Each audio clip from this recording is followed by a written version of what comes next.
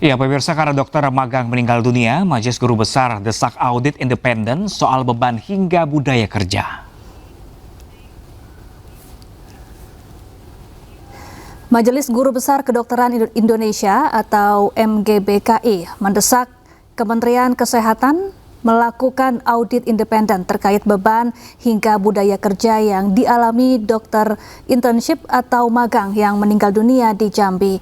MGBKI juga menolak segala bentuk eksploitasi peserta pendidikan kedokteran, intimidasi atau victim blaming. Perlindungan hukum, etik, dan akademik juga harus didapat oleh peserta pendidikan dalam menjalankan tugasnya. MGBKI juga menilai perlu adanya penataan ulang sistem magang yang meliputi batas jam kerja hingga jaminan kesehatan kerja. Sikap MGBKI yang pertama adalah menolak segala bentuk eksploitasi peserta pendidikan kedokteran.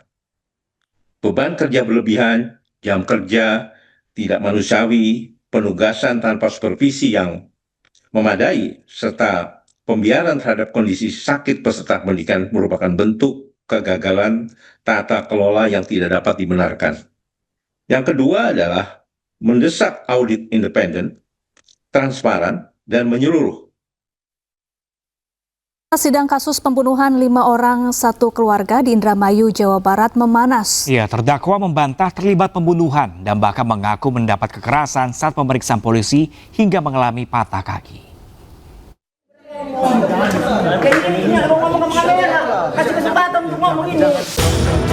Suasana ketegangan sempat mewarnai usai sidang kasus pembunuhan terhadap 5 orang korban dalam satu keluarga di Pengadilan Negeri Indramayu. Salah satu terdakwa, Ririn, tiba-tiba memberikan pengakuan terhadap sejumlah awak media bahwa dirinya tidak terlibat dalam kasus pembunuhan. Sempat terlibat ketegangan dengan kuasa hukum terdakwa Ririn dengan petugas.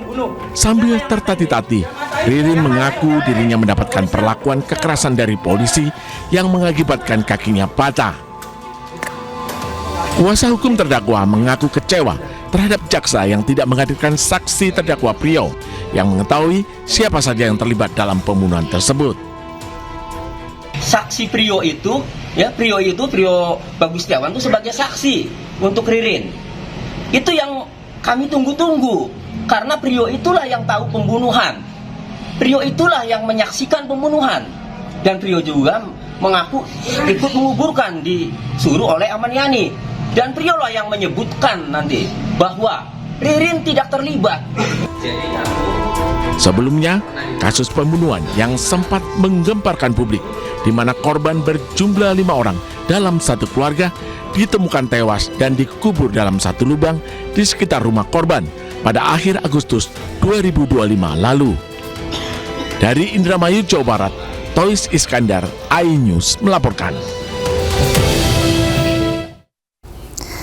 Tony RM yang merupakan kuasa hukum terdakwa Ririn Rifanto dalam kasus pembunuhan satu keluarga di Indramayu menyebut bahwa kliennya tidak ada di lokasi saat pembunuhan terjadi. Ya, Ririn dipaksa untuk mengaku sebagai pelaku pembunuhan. Sidik jari Ririn di situ itu karena Ririn kan tidak tahu ada pembunuhan. Ya biasa aja di situ ngambil botol pakai semprotan nyamuk di situ, mau pulang tidak boleh sama Joko, suruh nungguin rumahnya Budi karena Joko saudaranya Budi. Itu nah akhirnya sampailah kemudian terjadi mobilnya dibawa sama Joko, Ririn tidak tahu. Kemudian Ririn suruh ngambil Prio suruh ngambil ATM grillingnya Budi juga, Prio tidak tahu kan. Artinya kalau Prio mah memang tahu ya, kalau Ririn tidak tahu kan. Nah kemudian sampailah ditangkap. Nah ditangkap ini Ririn ini kan tidak terlibat karena saat terjadi pembunuhan, ya. Ririn tidak di TKP, datang juga sudah rapi, videonya nutupi. Nah, tetapi pada saat ditangkap itulah Ririn ini dianiaya, disiksa dari mulai ditangkap di Dewan Bunder itu di Mes Layar, itu Ririn langsung dihantam, pelipisnya pada gagang pistol sampai berdarah, dipukulin, dimasukin mobil, Prio dipukulin semuanya, seret masukin mobil, terus sampai di pertengahan jalan suruh telungkup di gor kakinya, nah disiksa lah sampai kemudian mereka suruh mengakui sebagai. Kita ke informasi lainnya, pemirsa. Tim Pengawasan Pengendalian dan Kegiatan Usaha Pertambangan Mineral Bukan Logam Provinsi Maluku Utara meninjau sekaligus membuka layanan perizinan di lokasi tambang galian C di Pulau Obi, Halmahera Selatan. Ya, langkah ini dilakukan untuk menertibkan aktivitas tambang ilegal. Tim Pengawasan Pengendalian dan Kegiatan Usaha Pertambangan Mineral Bukan Logam Provinsi Maluku Utara meninjau lokasi usaha tambang galian C milik pelaku usaha di Pulau Obi, Halmahera Selatan. Tim melakukan proses awal pra perizinan sehingga pengajuan izin dari para pelaku usaha bisa segera diproses sesuai ketentuan yang berlaku. Ini merupakan salah satu terobosan Gubernur Maluku Utara, Shirley Chowanda, dalam upaya menertibkan aktivitas pertambangan tanpa izin yang masih terjadi di wilayah tersebut, sekaligus memberikan kontribusi terhadap pendapatan daerah. Melakukan supervisi teknis di lapangan untuk melihat kelayakan pemberian izin terhadap galian C dan izin tambang rakyat, yang tentu dimulai dengan pra perizinan, karena untuk izin tambang rakyat kita melihat wilayah pengelolaan tambang rakyat ini yang masih diproses di pusat. Sangat berapresiasi, sangat baik kepada Gubernur Maluku Utara dan juga Bapak Bupati Halmahera Selatan, yang saat ini tentunya kami sebagai pelaku usaha nantinya bisa menjalankan aktivitas dengan izin-izin yang akan ditertibkan oleh pemerintah daerah Provinsi Maluku Utara.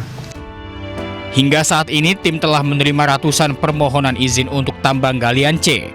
Sementara untuk tambang emas rakyat masih diproses di Kementerian ESDM. Dari Halmahera Selatan, Maluku Utara, Ismail Sangaji, iNews melaporkan. Pemirsa, viral seorang bocah perempuan yang dilaporkan hilang justru ceria dan beraksi menggemaskan saat diamankan polisi di Labuhan Batu, Sumatera Utara. Iya, korban akhirnya bertemu dengan kedua orang tuanya yang khawatir mencari-cari dirinya. Kami dari Polres Labuhan Batu menginformasikan kepada masyarakat Labuhan Batu telah ditemukan seorang anak perempuan yang mengaku bernama Askia Nabila Limpong. Tak ada ketakutan pada wajah Askia, bocah perempuan berusia 5 tahun ini saat terpisah dari kedua orang tuanya. Ia justru terlihat senang berada di Mapolres Labuhan Batu, Sumatera Utara dan bercengkrama akrab dengan anggota polisi. Askia dilaporkan pergi dari rumah karena tidak sabar menunggu janji ibunya untuk mengajaknya ke pasar sepulang sang ibu mengajar. Usai polisi mengumumkan berita kehilangan anak, orang tua korban yang cemas langsung mendatangi kantor polisi untuk menjemput Askia. Panik lah Pak, jantungan pas ditelepon kakak ipar saya lemas lah, sampai saya WA lagi kakak ipar saya. Kak, jangan kasih tahu ayahnya dulu ya, nggak taunya rupanya ayahnya udah tahu, ditelepon sama tetangga belakang tentara, ditelepon sama Om Dodi. Ini tingkahnya memang menggemaskan gini, Kak? Memang kayak gini Pak tingkahnya. Super aktif ya Kak ya? Iya, super aktif. Super aktif ya. Untuk mencegah peristiwa serupa, polisi juga mengimbau kepada masyarakat agar lebih mengawasi putra-putrinya sehingga tidak terlepas dari jangkauan. Dari Labuhan Batu, Sumatera Utara, Randi Kurniawan, iNews melaporkan. Jemaah calon haji berusia 103 tahun Mbah Marjiono tiba di Bandara Internasional Amir Muhammad bin Abdul Aziz, Madinah, Arab Saudi. Informasi selengkapnya sesaat lagi pemirsa. Jangan kemana-mana, tetaplah bersama kami di iNews Today.